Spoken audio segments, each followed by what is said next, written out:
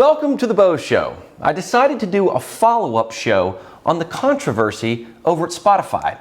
Because after Neil Young demanded that his music be pulled from Spotify, they honored his wishes.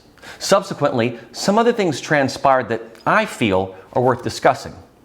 Because this now becomes a bigger issue than just Neil Young's grumpy war against Spotify and Joe Rogan, but something even bigger. And what this means in the bigger picture in terms of free speech and censorship. What I'm going to tell you today, you will not hear on Fox, CNN, or major outlets. They don't go deep enough. Just to recap for you, Neil Young kind of came out of nowhere demanding that his management and record label pull his entire catalog from Spotify, citing the misinformation that is being spread predominantly by Joe Rogan's very successful podcast on that platform. Specifically, he has beef with Rogan's shows with people like Dr. Robert Malone, an architect of mRNA technology, and Dr. Peter McCullough, a highly distinguished cardiologist. Rather than attacking the credentials of these two doctors or any peer-reviewed study that might corroborate their opinions or scientific research, Young merely used the word misinformation, which he feels leads directly to death. So in Neil's mind, a Spotify podcast will kill people just like a gun would. He sees the podcast as an actual weapon of mass destruction. Now, Neil Young does not have legal control over his catalog. He sold 50% of it to a UK firm called Hypnosis Songs Fund, which buys well-known artist classic hit songs and profits from their play and placements. Because music has a lot of passive listeners. Some of the most popular songs in the Hypnosis catalog are Mark Ronson's Uptown Funk You Up, Uptown Funk You Up, and of course, Don't Stop Believin', and then, Whoa, Living on a Prayer. Now these songs are ubiquitous. Hypnosis is owned by Mercuriadis, a former record label exec who uses the business model of buying up songs because he calls musical intellectual property an asset impervious to economic and political upheavals. Because the music model has changed where musicians used to make money from the initial record sales and tour, now money is made through streaming. Today, tomorrow, and a decade from now. Another source of major income would be the placement of a song in a TV show, movie, or advertisement. This model is changing music though, because now labels want the safe investment, such as classic proven songs, rather than investing in the gamble of new artist development. So this actually hurts any up-and-coming artist. And music has been dominated by just 3 monopolistic entities. But Mercuriadis considers himself a horse whisperer. He tries to get into the head of an artist that he's working with and creatively bond with them. He recognized way ahead of the curve that people who had never bought an album would gladly pay a minimal monthly amount for Spotify. He helped songwriters, sometimes the least paid entity in a music deal, by giving them better bargaining power and opportunity. COVID itself also upended the music business. Acts were not able to go out on tour, especially some of the older classic artists. So there they were, with a major source of income drying up. So to sell out, so to speak, became a new income source. When it comes to songwriters, when they sell out, they have to hope that their buyer will be a good steward of their property, because they are losing control of it. Mercuriadis feels this way about Neil Young, whose 1988 song This Note's For You boasted the lyrics, "Ain't singing for Pepsi, ain't singing for Coke, I don't sing for nobody." In spite of this, Neil got paid about $150 million for his payday for giving 50% to Hypnosis. While Hypnosis didn't have to acquiesce, my guess is that because Mercuriadis is a Canadian, like Neil Young, and also an empath, he's in solidarity with Neil, and he wasn't going to fight this. Something also that I think should be mentioned is that Hypnosis partnered with the investment and asset management firm Blackstone last year. Jeffrey Kindler, former chairman and CEO of Pfizer, is a senior advisor to Blackstone. I'm not saying follow the money, but these are things that we should know. I reached out to Mr. Mercuriadis to interview him, not just about the Neil Young situation, but also a deeper conversation in how he navigates artists' decisions on things just like this. but unfortunately he declined the interview. And I regret that, because I think he'd be a great source of wisdom here, and he's welcome on my program anytime. The last major artist to have a beef with Spotify was Taylor Swift, who undeniably has more fans and impact than the aging Neil Young. She didn't like that Spotify streams music for free, thus devaluing music creators. In 2014, when she did this, streaming accounted for just 11% of record industry profits. By 2017, it was 40%, and Swift quietly reemerged on Spotify that year. This seems to be a simple economic decision. As you may have heard, Swift also picked a bone with her label, Big Machine, and co-owner Scooter Braun, and proceeded to re-record every single old song of hers so that she could regain the rights and usurp the current rights of those to whom she had granted them. It was personal for her. Some artists began bucking Spotify and giving Apple Music or Amazon exclusivity. But now, Spotify subscriptions are hardwired into our brains, just like Netflix or Hulu or Disney+. It seems this business model is working just fine, even if it does have competitors. So with this background, and I think it's necessary to provide the minutia of Neil Young's catalog backstory and how artists have tried to be righteous right fighters for a number of reasons, we can return to the current debate and how it has evolved. Neil Young, with the support of his label and the 50% owners of his catalog, decided to forego a major financial stake, also that Neil could feel good about him bucking what he thinks is misinformation. Now let's look at Spotify's reaction, because artists Joni Mitchell and Niels Lofgren of Crazy Horse have also said goodbye to Spotify. Mitchell posted the following, quote, "Irresponsible people are spreading lies that are costing people their lives. I stand in solidarity with Neil Young and the global scientific and medical communities on this issue," unquote. China also costs millions of people their lives, but can they buy her music? Yes. Gang members cost thousands of people to die. Can they buy her music? Yeah. CNN and BuzzFeed have spread misinformation. Would she allow them to play her music? Yes. Anthony Fauci has spewed countless misstatements and potentially perjured himself. Will Joni Mitchell insist that her music not be played on any platform that also hosts clips of Dr. Fauci? No, not at all. There is the insane, and I truly mean this, insane hypocrisy on this issue. On January 30th, Spotify put out a lengthy statement about all of this. CEO Daniel Ek stated the following, quote, "Personally, there are plenty of individuals and views on Spotify that I disagree with strongly. We know we have a critical role to play in supporting creator expression while balancing it with the safety of our users. In that role, it is important to me that we don't take on the position of being content censor while also making sure that there are rules in place and consequences for those who violate them," unquote. He goes on to say, "Today we are publishing our long-standing platform rules. These policies were developed by our internal team in concert with a number of outside experts and are updated regularly to reflect the changing safety landscape. We are working to add a content advisory to any podcast episode that includes a discussion about COVID-19.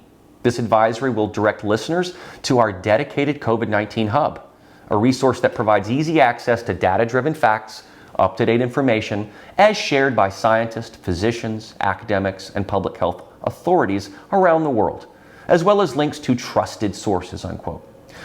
Before I analyze this, check out this too in the statement. "We donated ad inventory to various organizations for vaccine awareness, funds to the World Health Organization and COVID-19 vaccines global access to increase vaccine equity, and supported the Go Give One fundraising campaign." The World Health Organization, the same WHO that is totally dominated by China and said there is no lab leak. So now you know where the head of Spotify stands. He trusts the WHO, and he also trusts unnamed health experts, but he clearly does not consider Dr. Robert Malone to be one of them. He claims they're being transparent, but does not list the sources of this so-called COVID-19 hub. So Daniel Ek is saying that he believes in opposing points of view, but they're going to dedicate a team to root out a subjective determination of misinformation. They will rely on many of the people who were wrong and spread misinformation in the first place, such as about where and how the pandemic started. In spite of this idea that Spotify is supposedly a haven for creators, like they say, they are appealing a long overdue pay raise for songwriters in the US that the Copyright Royalty Board has already approved.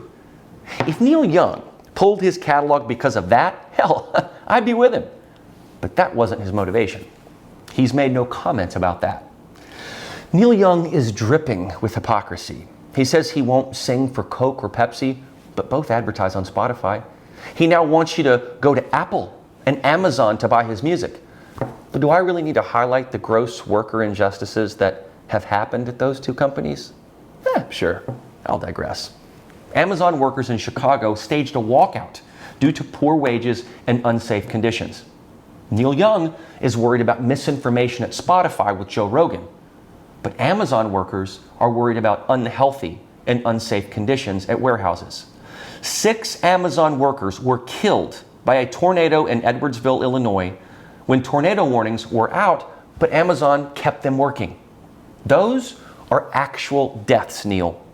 But you fly that Amazon logo proudly on your website.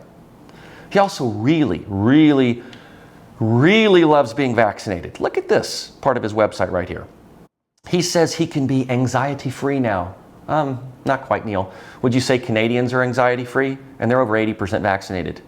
Justin Trudeau, one of the greatest posers of all time, is quite anxious right now and literally went into hiding when the truckers came to Ottawa. But Neil can't even comment about that. Now, what did Joe Rogan have to say about all this? Well, he created a small video, and here's a small portion of it. I wanted to make this video, first of all, because I think there's a lot of people that have a distorted perception of what I do, maybe based on sound bites or based on headlines of articles that are disparaging.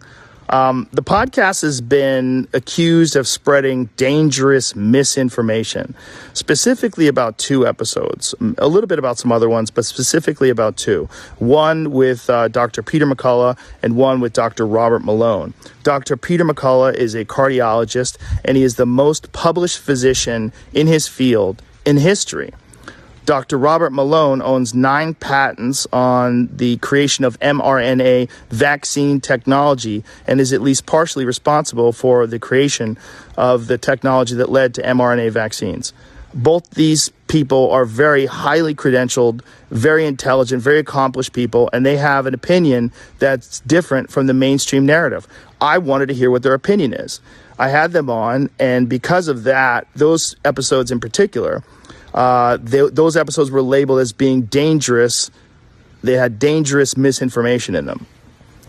The problem I have with the term misinformation, especially today, is that many of the things that we thought of as misinformation just a short while ago are now accepted as fact. Like, for instance, 8 months ago, if you said, if you get vaccinated, you can still catch COVID and you can still spread COVID, you would be removed from social media. They would ban you from certain platforms. Now, that's accepted as fact. If you said, I don't think cloth masks work, you would be banned from social media. Now, that's openly and repeatedly stated on CNN.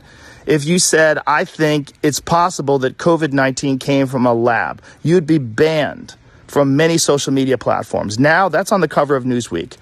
All of those theories that at one point in time were banned were openly discussed by those 2 men that I had on my podcast that have been accused of dangerous misinformation. I do not know if they're right. I don't know, because I'm not a doctor, I'm not a scientist. I'm just a person who sits down and talks to people and has conversations with them. Do I get things wrong? Absolutely, I get things wrong, but I try to correct them. Whenever I get something wrong, I try to correct it because I'm interested in telling the truth. I'm interested in finding out what the truth is. And I'm interested in having interesting conversations with people that have differing opinions. A lot of the media has portrayed this as an apology, but I really see it as Rogan explaining what it is that he does. He creates conversations. He's not an expert. That's why he has experts on his show. Rogan is an everyman. But when he has a conversation, because that's what it is, we have to view it and respect it as such. That's what the First Amendment gives us, that freedom to have conversations. Furthermore, Rogan will have people on as guests that are experts in their fields, such as doctors Robert Malone and Peter McCullough. He's had on Elon Musk. Has Neil Young ever thrown such a fit with SiriusXM where he is about to have his own dedicated channel because of Howard Stern? Couldn't you argue that there's misinformation on his show, albeit comedic? Don't forget that SiriusXM also hosts a channel called The Patriot, which has the shows of Sean Hannity, Mark Levin, and Breitbart News. Will he balk from that? Those guys talk about the same things that Rogan does. I have to mention this because when someone like Neil Young virtue signals like this and others follow suit, are they really on the right side of this? If they pick a bone with Spotify, why do they turn a blind eye to the other venues where so-called misinformation might be? Why do they say they are sticking it to the man when they are getting in bed with the man? And what kind of freedom is being discussed if we don't have the freedom to have conversations? I mean, look at the total opposite of Neil Young, Eric Clapton and Van Morrison. Clapton had a horrific reaction to the AstraZeneca vaccine, which sent his neuropathy into overdrive. He and Morrison teamed up to create music to push back against lockdowns. In the song Stand and Deliver, which I covered in a previous show, Clapton sings Morrison's lyrics. Stand and deliver. You let him put the fear on you. Stand and deliver. But not a word you heard was true. But if there's nothing you can say, there may be nothing you can do. How true is that? If there's nothing you can say, there may be nothing you can do. This is the antithesis of what Neil Young has said and done. Young wants to shut down Spotify because of a conversation Joe Rogan had with some respected and published medical professionals. Clapton and Morrison are sick of the authoritarian lockdowns that killed the music business for years and argue that you should not be muzzled and that most of what you have heard has not been true. I agree with Clapton and Morrison. They are fighting for their livelihoods and for musicians everywhere, big and small. But Young and Mitchell are fighting for more lockdowns and forced vaccination, which we know is not some panacea. What I see is a huge virtue signal that is wrapped in hypocrisy. Who would think that the guy that thinks he is right fighting about misinformation and promoting small business would run into the arms of Jeff Bezos, Tim Cook, and SiriusXM? Amazon and Apple have factories in China. In fact, according to The Guardian, Tim Mingfang, a factory worker at Foxconn, the company that makes Amazon's Alexa and Echo, blew the whistle because he observed school children working illegally long hours. And subsequently, he was tortured and imprisoned in China. If you want to talk about a virtuous guy who is fighting truly against the man, this is the guy. He objected to illegal working conditions for children. He appealed to Jeff Bezos, but no such luck. Is that the company Neil Young wants to run into the arms of? Apple supplier Lens Technology used forced Uyghur Muslim laborers, aka slaves. But there's Apple's logo, proudly displayed on Neil Young's site. So where is the real misinformation here? In my view, this is a war on free speech. We need people like Joe Rogan to host experts and guests of all walks so that we can get the information that we need. Rogan wasn't endorsing anyone, he was merely having a conversation. While Neil Young is worried about so-called misinformation, which it is not, he has gotten in bed with companies that are as woke and corporatist as it gets. Amazon, where laborers are tortured and jailed in China, and Apple, whose suppliers force Muslims to work. We have the ability to speak freely in America. Those folks do not. But it may make Neil Young sleep better at night that he pulled his music off of Spotify. And Spotify is no saint. I think the way that they addressed this was pretty yellow. They tried to virtue signal by saying that they'll put disclaimers on COVID-based podcasts and how much money they've given to COVID charities. But they're going to use the World Health Organization as their gold standard when it comes to misinformation.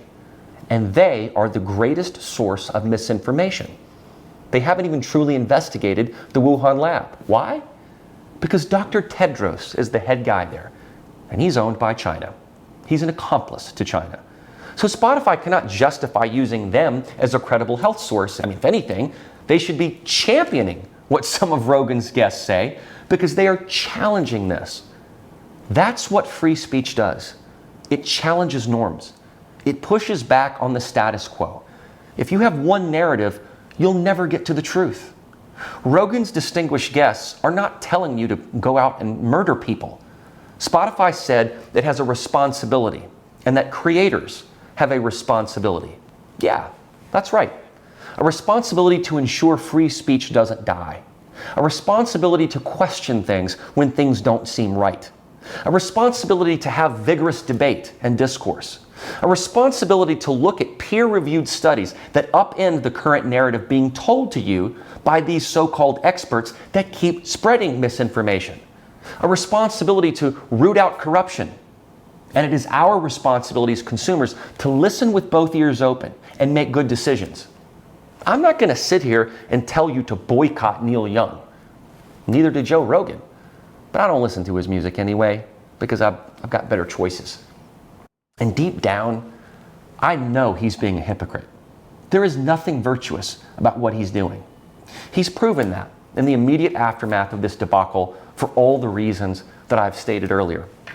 I reached out to Spotify because I want to have a conversation with them just like Joe Rogan does. And they have not responded to me. If they do, I will absolutely follow up. Because no one, I mean no one, is pressing Spotify or Neil Young about the information that I've given you. They just put out these carefully crafted PR statements from a publicist. I mean, why can't they do an interview and let someone ask them the tough questions?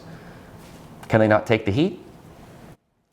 I recently went to a lecture by Dr. Jordan Peterson, and he talked about Canadian Prime Minister Justin Trudeau perhaps never having uttered a true word from his mouth.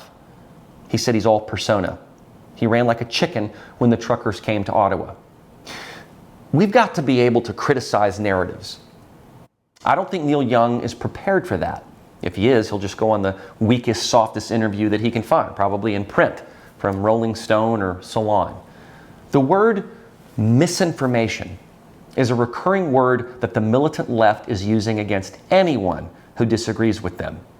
We saw it in social media during the 2020 election, and now we're seeing it with COVID. It is a weaponized word used to decimate the opposition, using all the tools and accoutrements of media to shut down opponents and dissidents.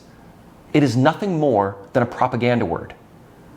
We have a lot to learn still about this virus. It is an ongoing debate, and it's an ongoing investigation. Remember that authorities don't comment when an investigation is ongoing. So this notion that you can dub something as misinformation before you know it really is how conversations are getting shut down.